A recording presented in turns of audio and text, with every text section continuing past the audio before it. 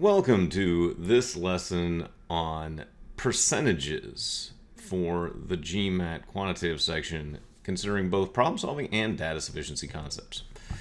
So let's begin by just defining what percentages are. So a percent literally means out of 100. It's from the French per cent, so out of, per, cent, 100. It is always defined by another value when it comes to a percentage. So 20% is meaningless. If I just say 20%, I don't know what that means whatsoever. But as soon as I say 20% of 30, we know that is 6 because the 20% means 30 out of 100. So to estimate percentages, your best approach is going to be to take 10% or 1% of whatever the value is by shifting your decimal left one or two places. So let's just look at this example of 20% of 30. We first would take 10% of 30, remembering that there's an implicit decimal at the end of 30, so it's really 30.0, and we know that would just shift one place to the left to produce 3 as 10% of 30. Then you want to multiply or divide that result proportionally in the most efficient manner to reach your exactly sought percent. And in this case, we're trying to get to 20%, so we just take that 10%, multiply it by 2 to get to 20%. So we know that the 10% of 30, or 3 times 2, is 6, and therefore 20% of 30 is 6 in a relatively easy mental manipulation that is literally how medieval merchants would figure out how to discount their wares. So if we continue, we'll just think about how the percents enable mental manipulation. So 20% more than a value is just going to be x plus 0.2x or 1.2x. So if you're trying to just add 20%, this is an easy way to do so. If you want to do 20% less than x, you're looking at that same value of x, subtracting 0.2 of that x to produce 0.8x. So to add or subtract percentages, your process is pretty simple. You just want to add x percent to a value by taking your value and multiplying it by 1 plus x percent as a decimal. So for instance, 25% more than 40 is just 40 times 1 plus 25% as a decimal, 0.25. And you know that 40 times 1.25 is 50, so therefore 25% more than 40 is 50. You can also subtract x percent from a value by taking that value and multiplying it by 1 minus the x percent as a decimal. So if we wanted to know 25% less than 40, that would just be 40 times 1 minus 0.25 or 0.75, and 40 times 0.75 is going to be 30. Then we've got to consider, for more complicated percentage problems on the exam, our literal English to math translation. So anytime you see the word what, you can represent that as an x or your variable. Usually we just recommend using initials, first initials for variables. So if I'm talking about apples, they can become A. If I'm talking about grapefruits, they could become G. Just illustrate your what as your variable. The word is indicates your equal sign, so you represent that with the equal sign. Now, again, we've talked about the word percent and the percent symbol, the little pair of circles with a slash between them. That just means divide by 100, or you could just shift your decimal left 2 places. The word of indicates the operation of multiplication. The words out of indicate division. Hence, out of 100 is why you divide by 100 for a percent. And if you've got the phrase what percent or the x with a percent symbol, you have to do x divided by 100 because you simply do not know the number of digits in x, so you can't just do the shifting of the decimal. So let's take a look at a sample example, and we'll manually translate this step by step. So we've got what percent of 10% of 35 is 70. And it can be really easy to get lost in just the English and how it's articulated. So we're going to literally go left to right using these translations. Starting with x over 100 as what percent? Multiplication for the of, 10% just becomes 0.1. Another of for a multiplication, 35 is 35. Is means our equal sign, and 70, of course, is the number at the end. So you can see what percent, x over 100, of multiplication, 10%, shift the decimal over left 2 places for 0.1, of multiplication symbol again, 35 is 35, is equals, and 70 is 70. So now we just have to combine these pieces. So the easiest thing to do probably is going to just combine that decimal with that fraction in one step. And so we've got x times 0.001, because if you're dividing by 100, you just shift the decimal left over 2 places again, times 35 is equal to 70. Then get rid of the decimal in one operation by multiplying the whole equation by 1000 to determine that 35x is going to be equal to 35x is equal to 70,000. Then divide by 35 to determine that x would be equal to 2000. And sure enough, 70 is 2000% of 10% of 35, which would be 3.5 because you just shift that decimal over one place. So when you're doing technical percentages, arithmetic of any type, honestly, use these English to math translations to deliberately work through the operations. It may be a little bit non-intuitive. There are definitely a lot of shortcuts you can use with percentages, and if they come intuitively, feel free to do so. But this is the way you can always translate deliberately and technically whatever the phrasing is from the problem. So now let's consider percent change. So percent change is just going to be equal to your difference over your original times 100. And this is a simplified kind of operation or equation for percentages. So let's just track some percent change examples. Starting with percent increase. So if you've got a percent increase, your original is always going to be the lesser of the two values. Hence, an increase is occurring. You start at your original and then you go up.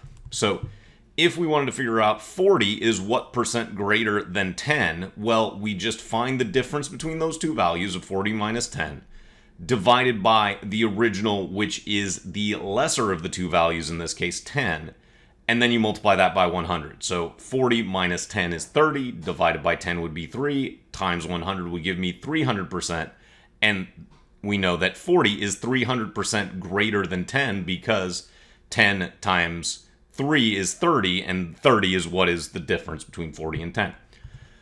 Similarly, basically the opposite, we've got percent decrease. So the original is the greater of the two values if you're dealing with a percent decrease, because obviously if you are decreasing, the original is the higher point to begin with. So similarly, this time we're looking at 10 is what percent less than 40. Same difference, but this time the original becomes the 40 because we're looking for less than 40. And then we multiply by 100, so 40 minus 10 would again be the difference of 30. 30 divided by 40 gives us 0.75 times 100. And so we've got 10 being 75% less than 40. So these are the manners in which we can manipulate percentages on this exam. Let's go ahead and take a look at some example problems from the GMAT to apply these concepts in real time. So let's take a look at a sample technical percentage translation problem similar to what you might experience on the GMAT. So as always, go ahead and set up the problem first. Just answer choices A, B, C, D, E. Put a little line over top indicating what we're being asked for. And we skip to the end, we see what percent of X is 240. So percent of X is 240 question. So, and we got 20, 40, 60, 80, and 100 as our answer choices. Simple numbers. Go ahead and feel free to write those out. So then we just start from the beginning, immediately taking notes, knowing that we're going to have to do some manual translation. So 60% is just going to be 0.6. Of means multiply. 200, of course, is just 200. Is means equals. 40%, just shift that decimal over 2 places. We've got 0.4. Of means multiply, but because it's just an X, you can put the X right next to it. That indicates the multiplication.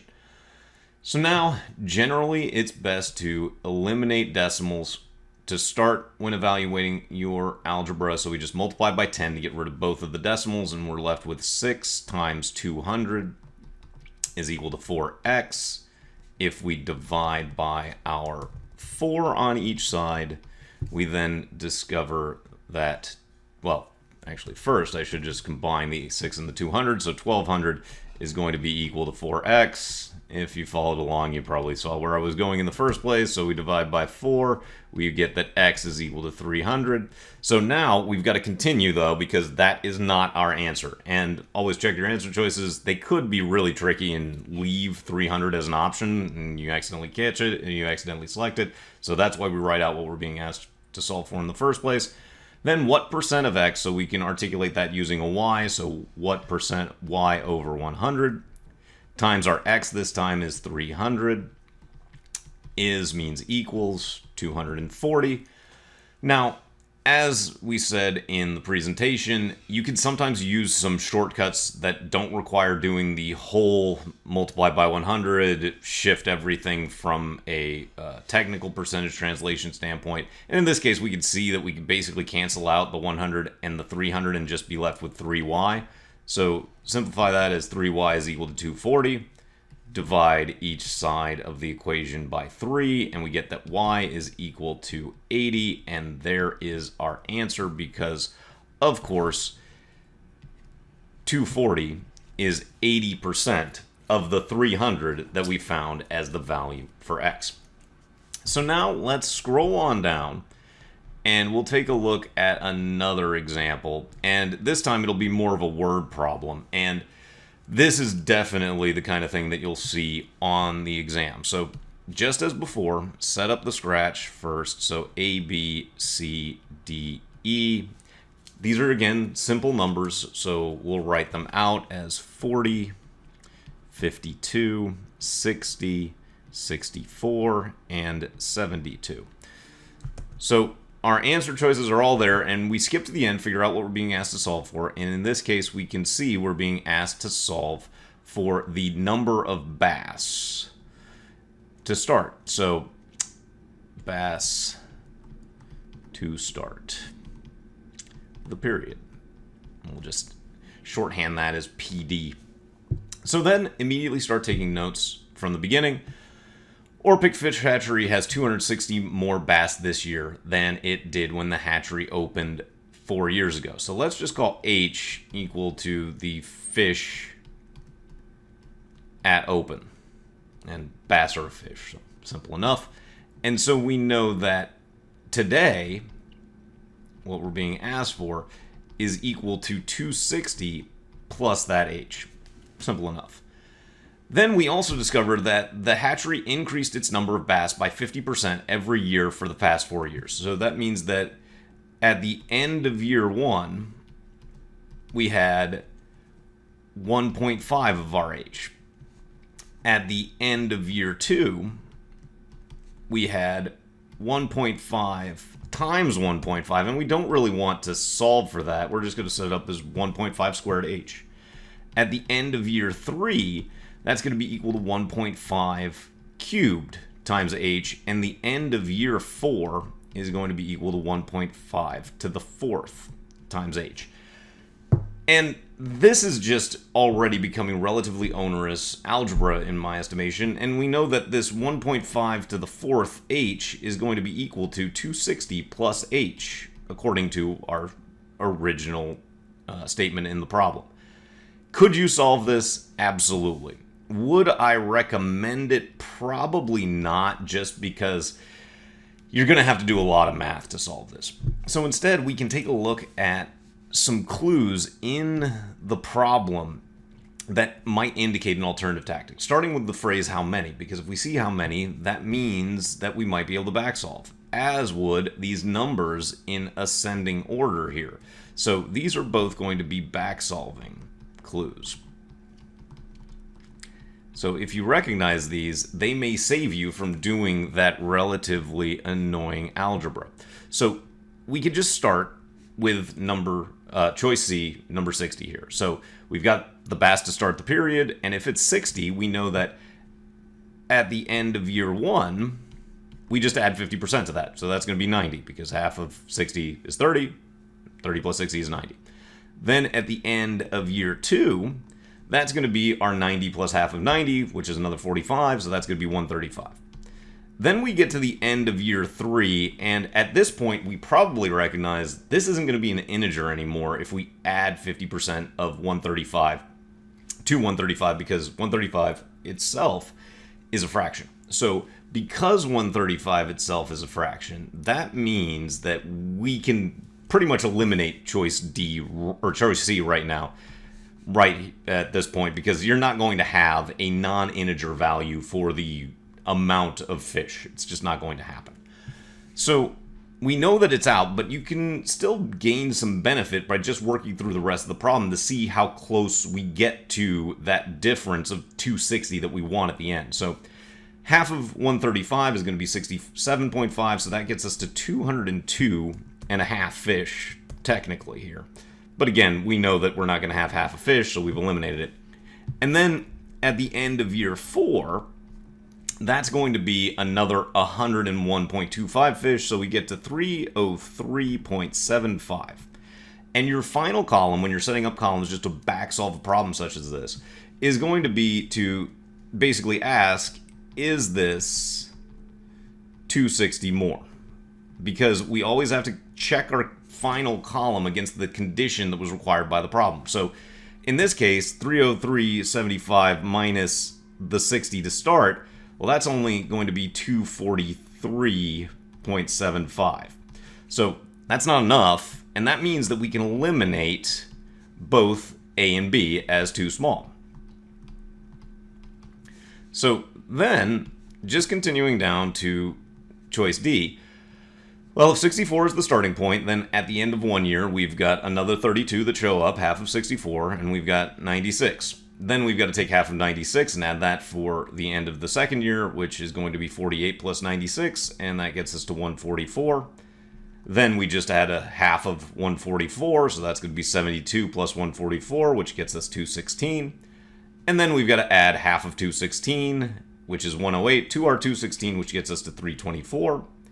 Then we've got to subtract out the 64 that were our starting option here, and that does equal 260, and that is exactly the value that we want, and that means that choice D is the right answer, and we avoided that rather annoying decimal to an exponent situation that was just going to require a lot of math. Now, that said, if you're going to attempt the 1.5 to the fourth times h equals 260 plus h scenario, go ahead and translate that into a fraction, because 3 halves to the fourth is going to be easier. But for most individuals, I'm actually going to advocate for doing the back solving approach here.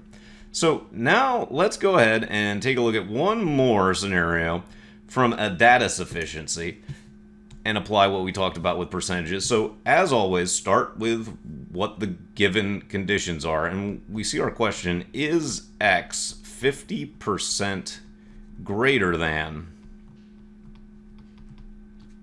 Y? And of course, this is a yes-no data sufficiency. Just put the Y in there. Box this off so you don't lose sight of what you're being asked for. But translate this into something algebraic immediately for your need, because there's not much that we know. We don't need to call out, oh, there's X and Y. We've got that all there. But to write this out, we know that 50% greater than Y is just 1.5Y. So our question is really asking, is X equal to 1.5Y, to simplify what we need to evaluate.